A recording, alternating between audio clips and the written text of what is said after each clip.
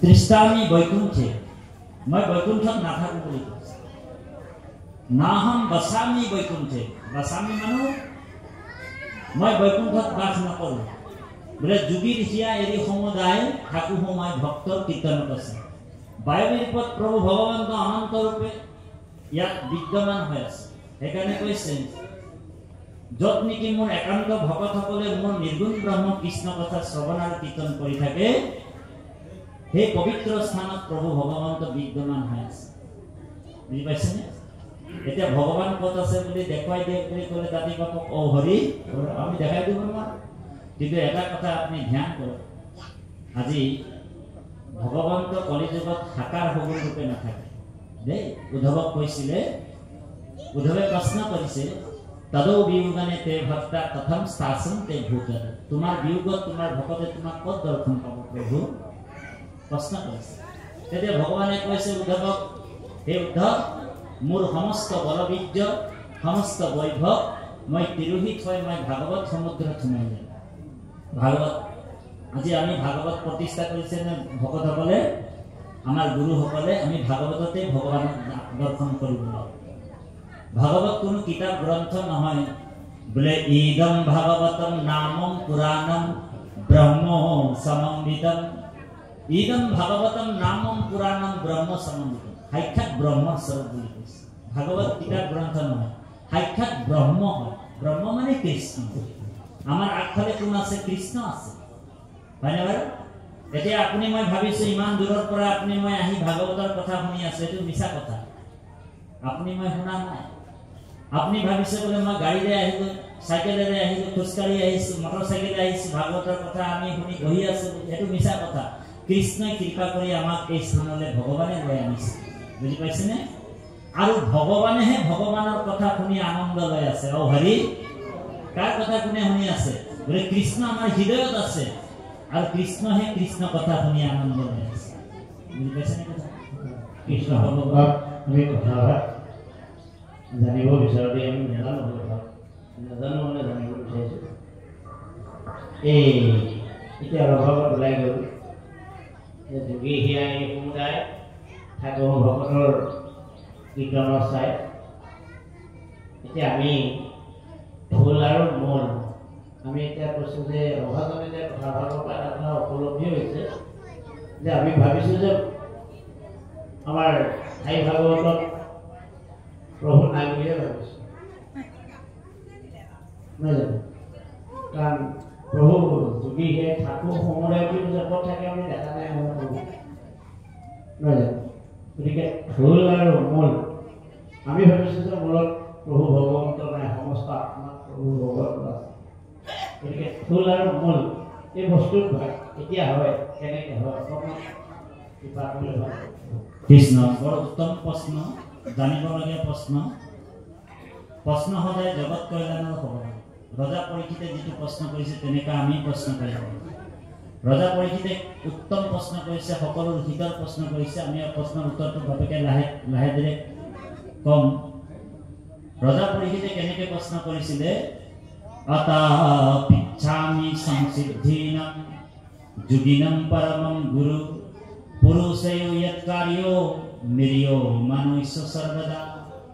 ৰজা পৰীক্ষিতে সুখগুৰুক পাই কিনি জীৱনৰ আটাইতকৈ গুৰুত্বপূৰ্ণ প্ৰশ্ন কৰিছে, যিটো প্ৰশ্ন অকল নিজৰ কাৰণে নহয়, আনৰ হিতৰ কাৰণে, জগত কল্যাণৰ কাৰণে প্ৰশ্ন।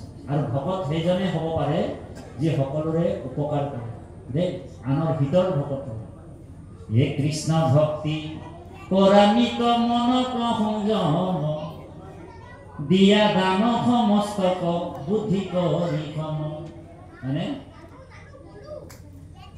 কৃষ্ণ ভক্তি কৰা নিতে মনক সংযম দিয়া দান সমস্তকে বুদ্ধি কৰি সম। পৰকে হে উপকাৰ কৰে দিনে ৰাত্ৰি তাৰ উপদেশে গুছে ভব ভয় ভ্ৰান্তি। খনিতক নাহি ৰহে হৰি এৰি ভিন্ন জানি বাহা মুনি এহি ভকতৰ চিহ্ন। কলিযুগৰ ভকতৰ চিহ্ন সেইটোৱে। বুজি পাইছে যে খনিতক নাহি ৰহে হৰি এৰি ভিন্ন জানিবাহা মনি হেহি ভকতৰ চিত। গতিকে সংসাৰ মায়াত তেওঁ ভয় নাই, ভকতৰ ভয় নাই দেই। ভকতৰ ভয় আছে কৈছে, ভকতে ভয় নকৰে, কাকো ভয় নকৰে, কেৱল ভগৱন্তকে ভক্তি কৰে আৰু ভয়ো কৰে ভগৱান। গতিকে কলি যুগত আকৌ ভগৱন্তই কৈছে মই ভকত আৰু মোৰ মাজত পাৰ্থক্য নেদেখি। তত্ত্বটো চাই আপোনাৰ প্ৰশ্ন ভগৱন্তই কৈছে ই ৰাম বিষয়ত থাকিয়া ভকতি हुए যাৰ সাধু সংলয়া কৰে আমাক বিচাৰ। আমাক মানে আত্মাৰ বিচাৰ, বুজি পাইছে? বিষয়ত থাকিয়া ভকতি हुए যাৰ সাধু সংলয়া কৰে আমাক বিচাৰ। আন কৰ্ম এৰি ভকতি তৎপৰ জানিবা উদ্ধৱ সখী হেহি হে ঈশ্বৰ। এতিয়া ভকতক ঈশ্বৰ বনায়, তাৰমানে স্থূল জগততো আপুনি ঈশ্বৰক দেখিব লাগিব, সূক্ষ্ম জগততো ঈশ্বৰক আৰু ব্ৰহ্মাণ্ডতো ভগৱন্তকে দেখিব। সেইকাৰণে গুৰুজনাই কৈছে বিশেষত মনুষ্য গণত যিটো নৰ বিষ্ণু বুদ্ধি কৰি সৰ্বদায় মান্য কৰে। যদিও মই সমস্ত ভূতৰ আত্মাত আছো, কিন্তু প্ৰথমে তুমি মানুহৰ পৰা আৰম্ভ কৰিব লাগিব। কিন্তু মানুহে মানুহক ঈশ্বৰ জ্ঞান কৰিবলৈ টান পায়।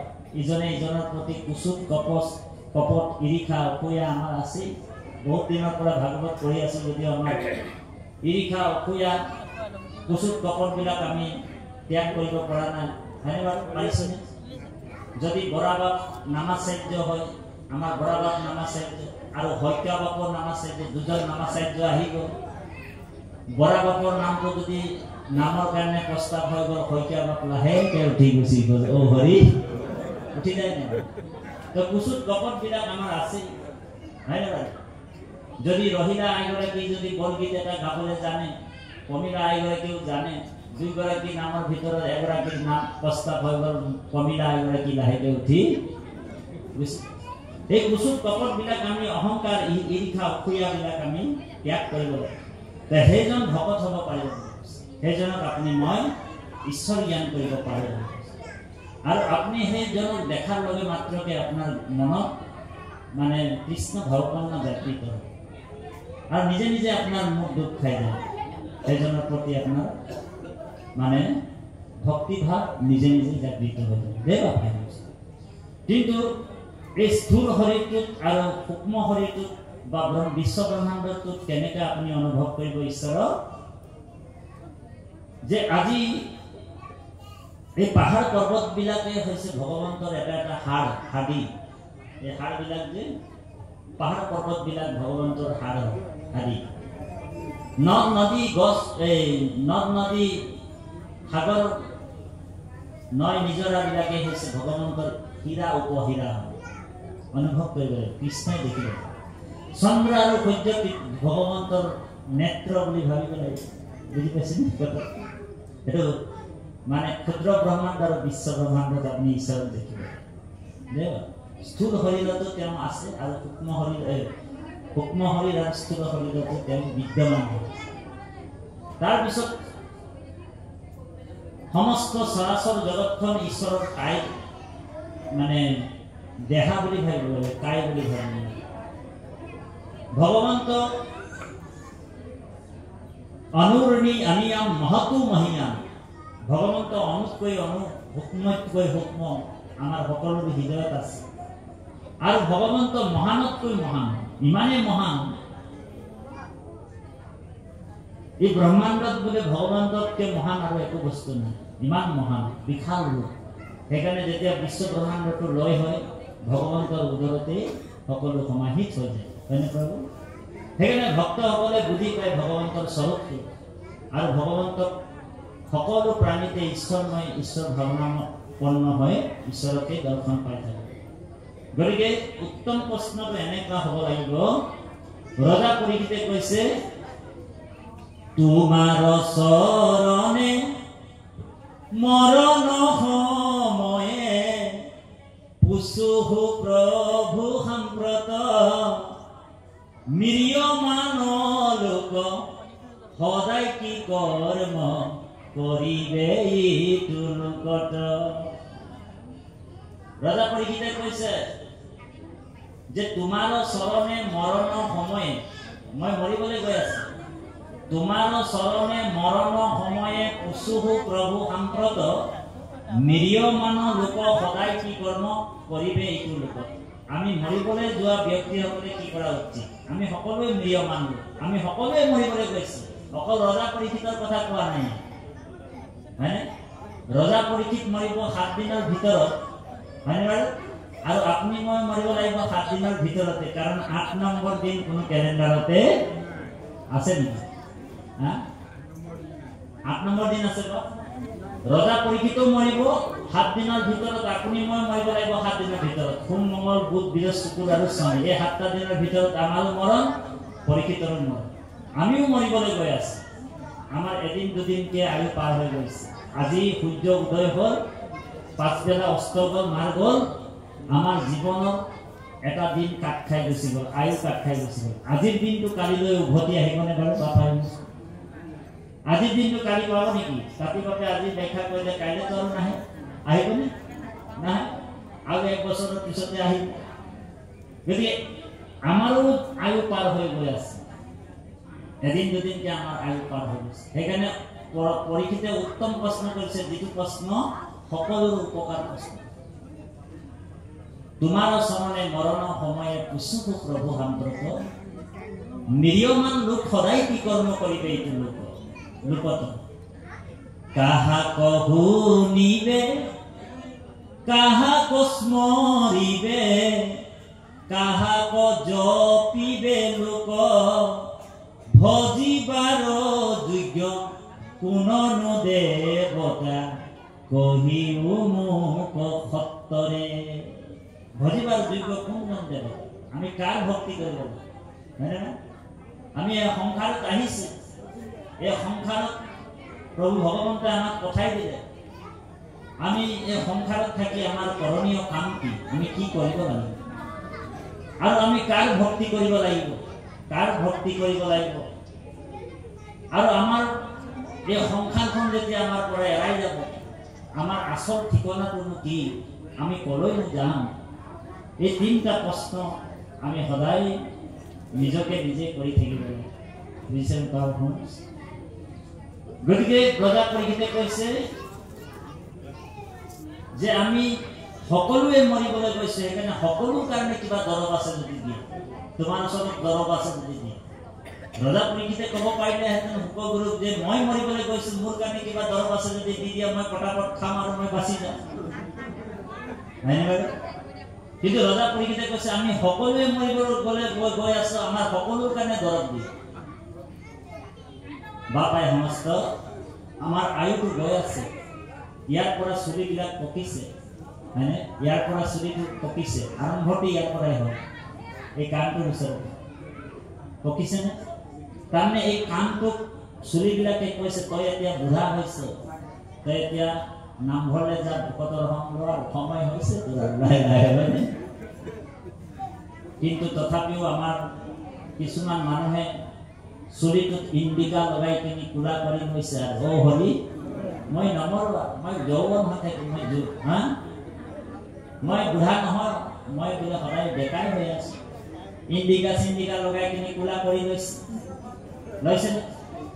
গতিকে আমাৰ আয়ুটো গৈ আছে, সেইকাৰণে হিন্দীত কৈছে চলি যা ৰহি হে উমৰ ধীৰে ধীৰে, হয়নে? চলি যা ৰহি হে উমৰ ধীৰে ধীৰে। উমৰ মানে বয়স, আয়ুটো আমাৰ গৈছে না? চলি যা ৰহি হে উমৰ ধীৰে ধীৰে, চলি যা रही है उम्र धीरे धीरे, सुबह शाम 8 पहर धीरे धीरे, चली जा रही है उम्र धीरे धीरे। सुबह शाम 8 पहर धीरे, प्रत्येकটা দিনৰ 8টা পহৰ, 8টা পহৰ আমাৰ ধীৰে ধীৰে পাৰ হৈ গৈ আছে, হয়নে? बचपन भी बीती बचपन गौर शैशव काल तो गौर और घूरी आहिबने बाबाई समस्त ओ बचपन भी बीती बचपन गौर जवानी भी बीती जवानी गौर जवान काल तो गौर है ना जवान काल तो गौर बोले बुढ़ापे को हो रही है ना असर धीरे धीरे चली जा रही है उम्र धीरे धीरे आँखों भी भरी भी ककाल भी है ना आगर जी शाइनिंग आमार आईসকল कैसे ही आईসকল আপোনালোকৰ আগৰ যেটো শাইনিং এটো এতিয়া আছে নে বাৰু হা স্কিনটো কথা কৈছে আগৰ যেটো শাইনিং আছিল আপোনালোকৰ এটো শাইনিংটো নাইকা যিমান ডাঙৰ ডিমত বলে বিউটি পাৰ্লাৰলৈ যাওক আগৰ শাইনিংটো ঘূৰি আহিবনে হা বলে চলি যা ৰহি है উমৰ ধীৰে ধীৰে গৈ আছে সেইকাৰণে আজিকালি আইসকল আগতটো আইসকলে নামঘৰলৈ আহোঁতে ধৰা লৈ লৈ ধৰাত বহিবও পাৰে এতিয়া আইসকলে ধৰাত বহিব নোৱাৰে বোলে মুঢ়া লৈ লৈ ঘৰৰ পৰাই আহে অ হৰি মুঢ়া লৈ লৈ আহে না তো আমাৰ আয়ুটো গৈ আছে বাপাই চলি যা ৰহি है উমৰ ধীৰে ধীৰে অলপ দিনৰ পিছত খুতৰা খুতৰি হৈ গ'ল চাল খুতৰা খুতৰি চালটো হ'ব চকুও নাকলে ডাবল চশমা লাগি যাব তার পিছত দাঁত এটাও নাথাকিব ইয়াত এটাও নাথাকিব 32টা নাথাকিব তার পিছত আর কি হ'ব উপায় মানে 32টা নাথাকিলে তেতিয়া রাম রাম বুলি কব নোৱাৰিব আম ওলাব আম দাঁতে নেতো আম হ্যাঁ ওলাব তাৰ পিছত অলপ দিনৰ পিছত সিগন্যাল ডাউন হ'ব সিগন্যাল ডাউন মানে বুজি পাইছে না পূজা হৈ যাব সিগন্যাল ডাউন হৈ গৈছে আর যেতিয়া সিগন্যাল ডাউন হৈ যায় ইয়াত দিনত ট্রেন আহে নাই বাৰু না মৰাণত আহে আঠাবাৰী ট্ৰেইনখন আহি যাব আপোনাৰ মোৰ ট্ৰেইন আহি যাব এদিন সিগন্যাল ডাউন হোৱা মানে ট্ৰেইন আহি যাব ট্ৰেইন মানে সিগন্যাল ডাউন মানে পূজা হৈ যাব এনেকৈ পূজা হৈ শান্তি বাকো নপাৰয় চকুৰ নাকলে শান্তি বাকো নপাৰে কথাও ক'ব নোৱাৰে এটা কথাও ভালকে ক'ব নোৱাৰে হয়নে বাৰু খেলি মেলি হৈ যাব কথা হয়নে সিগন্যাল ডাউন হৈ যাব ষ্টেচনত ট্ৰেইন আহি যাব আৰু সেই ট্ৰেইনখনত উঠিবলৈ যাব লাগিব অকলে দেই যাত্ৰী কেৱল আপুনি অকলে হ'ব লাগিব ধ্যান দি শুনিব বড় গুৰুত্বপূৰ্ণ যাত্ৰী কেৱল আপুনি অকলে হ'ব লাগিব লগত মাত্ৰ দুটা টুকুলা থাকিব হাতত এটা পাপৰ টুকুলা আৰু এটা পুইল গৈ আছে ট্ৰেইনত উঠিবৰ কাৰণে কাৰণ সিগন্যাল ডাউন হৈ গ'ল ট্ৰেইনখনত উঠিবলৈ গৈছে ট্ৰেইনখনত উঠিবলৈ ভৰিটো আগবঢ়াইছে তাত থকা টিটিটোৱে আপোনাক ধৰি ল'ব এই টিটিটোৱে হৈছে জমদূত অ হৰি জমদূতে ধৰি ল'লে আৰু আপোনাক টিকেট বিচাৰিব এই টিকেট দেখা আৰু যদি টিকেটটো ভালকে দেখাব পাৰিছে টিকেটটো যদি ভালকে দেখাব পাৰিছে তেতিয়াহ'লে টিটিটোৱে ক'ব তই ৰিজাৰ্ভেশ্যন ডাবাত বহিছ নে এচি ডাবাত বহিছ বহি থাক আৰু গৈ থাক অ হৰি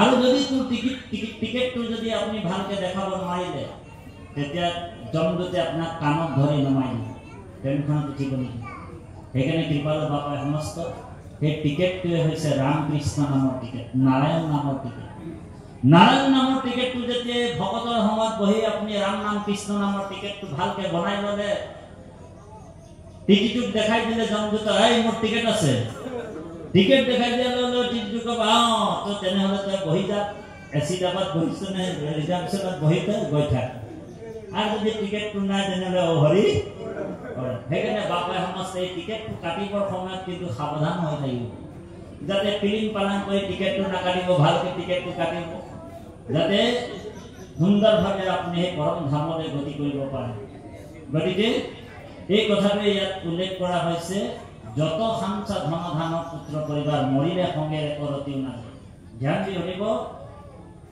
আপুনি যেতিয়া ভগৱন্তই আমাক দুটা চকু দিছিলে, এজুৰি চকু কিহৰ কাৰণে দিছে? এই চকুজুৰি ভগৱানৰ ভকতক দৰ্শন কৰিবলৈ কাৰণে দিছে। এই চকুজুৰি কিহৰ কাৰণে দিছে? ভকত দৰ্শনৰ কাৰণে দিছে। আৰু যদি আপুনি মই ভকত দৰ্শন নকৰি বোলে ঘৰত এখন বোলে 36 ইঞ্চিৰ টিভি লৈ আনিলো, অকল টিভিৰ নিউজবিলাকে দৰ্শন কৰি থাকো, গোটেই পৃথিৱীৰ নিউজবিলাকক দৰ্শন কৰি থাকো, চিৰিয়েলবিলাক চাই থাকো, তো ভগৱানে ভাবিব যে এই মানুহটোক মই চকু দুজুৰি দিলো, মানৱীয় তনটো দিলো, এই মানুহটোক বোলে চকুজুৰিত বোলে দুৰুপয়োগ কৰিছে। কি কৰিছে? বোলে ভকত দৰ্শন নকৰিলে, কেৱল মাত্ৰ বোলে টিভি চাই চাই সময় পাৰ কৰিলে। তো ভগৱানে কৈছে 1 মিনিট ৰবা, মই তোমাৰ চকুটোক এতিয়া এটা কাম কৰিব লাগিব, কুকুৰী কণা বেমাৰ দি দিম। অ হৰি, তেতিয়া চাই থাক টিভি। ভগৱানে কৈছে যে তোমাক কাণ দুখন দিলো, বোলে কাণ দুখনত তুমি কোনোদিনেই কৃষ্ণ কথা নুশুনিবা, হয়নে? এটা কাম কৰিম, বোলে তোমাৰ কাণটোকে কলা কৰি দিম, শুনি থাক। আৰু মানুহবিলাক কাণ দুখনত দিলে কৃষ্ণ কথা নুশুনে, অকল পৰচৰ্চা পৰনিন্দা খুব ভাল পায়। আমাৰ আইসকলে খুব ভাল পায়। আমাৰ এই আইসকল নহয় বাৰু কৃষ্ণ পৰচৰ্চা পৰনিন্দা। চাবচোন কিছুমান আইসকলে যদি একেলগে গোট খাই যায়, বেছিভাগ এনেকুৱা হয় 6টামান বজাত ৰাতিপুৱা যেতিয়া চোতাল সাৰে, ইজনীও চোতাল সাৰি সাৰি আহি আছে, এফালৰ জনীও বোলে ঘৰৰ পৰা চোতাল সাৰি সাৰি আহি আছে, গেট পাই যায়, দুইজনী মিলি যায়, লগে লগে তাৰ বোৱাৰী তেনেকুৱা আছিল, তাৰ বোৱাৰী তেনেকুৱা, লোকৰ পৰচৰ্চা পৰনিন্দা আৰম্ভ হৈ যায়। প্ৰায় আধা ঘণ্টামান পৰচৰ্চা পৰনিন্দা হয় নহয়? তো ভগৱানে কৈছে যে তই বোলে কাণ দুখন দিছিলো, পৰচৰ্চা পৰনিন্দা কৰি শুনিবৰ কাৰণে দিয়া নাছিলো, কৃষ্ণ কথা শুনিবৰ কাৰণে দিছিলো। কাণ দুখনকো তুমি দুৰুপয়োগ কৰিলে। এটা কাম কৰিম, বোলে তোমাক বোলে কলা কৰি দিম, শুনি থাক। আৰু কাণ দুখন কৃষ্ণ কথা। কোনোবা বোলে দেউতা বুলি ক'লে হা হা এনেকৈ কাণ দুখন কলা কৰি। আমি এটা দৰবো দি থৈ যাম আৰু কাণ দুখন কলা হ'লে কি কৰিব? কাৰোবাৰ যদি কাণ দুখনেৰে অলপ গধুৰ হৈছে, গৰম পানী অলপ ল'ব, ৰাতিপুৱা গোল নেমু এফাল প্ৰত্যেক দিনাখন যদি খাই দিয়ে, এই কাণ কলাটো মানে ভাল হৈ যায়। এইটো দৰবটো দি থৈ গৈছে, গোল নেমু খাব অভ্যাস কৰিব। 1 মাহমান যদি খাই দিয়ে, তেওঁ মানে আকৌ কাণেৰে শুনিব পৰা হৈ যায় দেই। গতিকে ভগৱানে কৈছে মই তোমাক দান প্ৰতিষ্ঠা দিছিলো, দান প্ৰতিষ্ঠা দিছিলো, তুমি কিন্তু দান প্ৰতিষ্ঠাৰে দুৰুপয়োগ কৰিলা। দান প্ৰতিষ্ঠা কিহৰ কাৰণে দিছিলে? বোলে ভগৱন্তৰ নামৰ প্ৰসাদ চুবাবৰ কাৰণে দিছিলে। ভগৱন্ত ভকতৰ সময়ত বহি নামৰ প্ৰসাদ চুবাবৰ কাৰণে ভগৱন্ত প্ৰতিষ্ঠা দান দিছিলে। কিন্তু দান প্ৰতিষ্ঠাটো তুমি দুৰুপয়োগ কৰিলা। বোলে কি কৰিলা?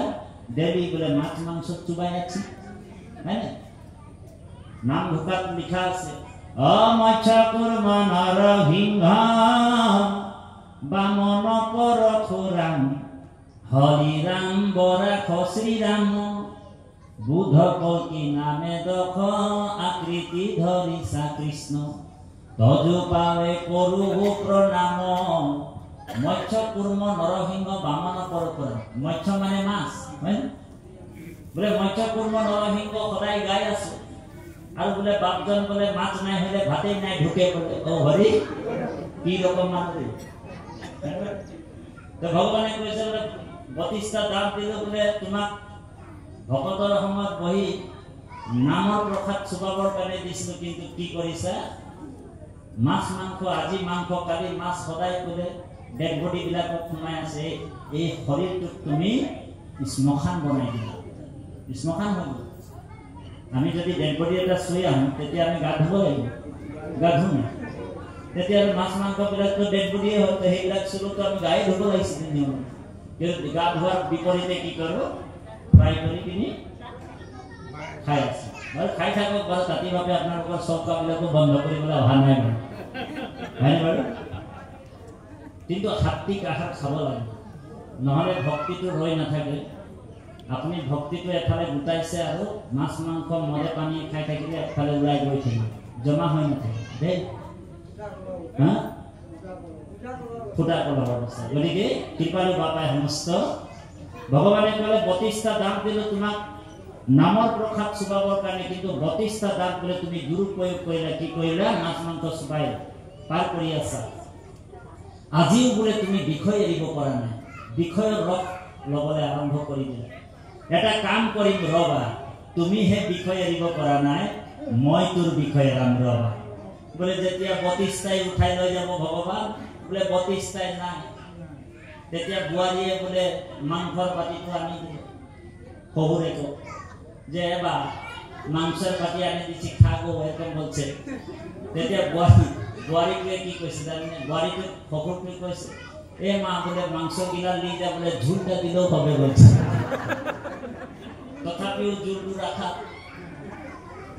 গতিকে এই বিষয়ৰ প্ৰতি আসক্তি জীৱৰ বন্ধন সেইকাৰণে ভাগৱত শুনাৰ পিছত আমাৰ জীৱনত বৈৰাগ আহিব লাগিব বিৰক্তি আহিব লাগিব ৰজা পৰীক্ষিতৰ আহিছে ৰজা পৰীক্ষিতে কৈছে যে মই মৰি যাম মই মৰি যোৱাৰ পিছত মোৰ আইগৰাকী কি হ'ব হয়নে মোৰ বিউটিফুল আইগৰাকী মই মৰি যাম মোৰ ল'ৰা ছোৱালীবিলাকৰ কি হ'ব মই মৰি যাম মই একছত্ৰী ৰজা মোৰ প্ৰজাসকলৰ কি হ'ব এই চিন্তিত হৈ আছে আৰু যেতিয়া ভাগৱতৰ পাঠ 7 দিন ভাগৱত পাঠ শুনিলে তেতিয়া ৰজা পৰীক্ষিতে সেই মৃত্যুটোক মাতিব পৰা হৈ গ'ল ধ্যান দি শুনিব বৰ গুৰুত্বপূৰ্ণ কথা দেই মৃত্যুক ওয়েলকাম কৰিছে মাতিছে যিটো ৰজা পৰীক্ষিতে মৃত্যুৰ ভয়ৰ কাৰণে 60,000 ঋষি মুনিক আমন্ত্ৰণ কৰি গংগা নদীৰ পাৰত মৃত্যু ভয়ৰ পৰা পৰিত্ৰাণ পোৱাৰ কিবা উপায় আছে দৰব আছে বিচাৰিছে এইজন ৰজা পৰীক্ষিতে 7 দিন ভাগৱত শুনাৰ পিছত মৃত্যুটোক ওয়েলকাম কৰিছে আই তক্ষক তক্ষক আছে সোনকালে তই মোৰ এই দেহাটো মাৰিবি আত্মাটোক মাৰিব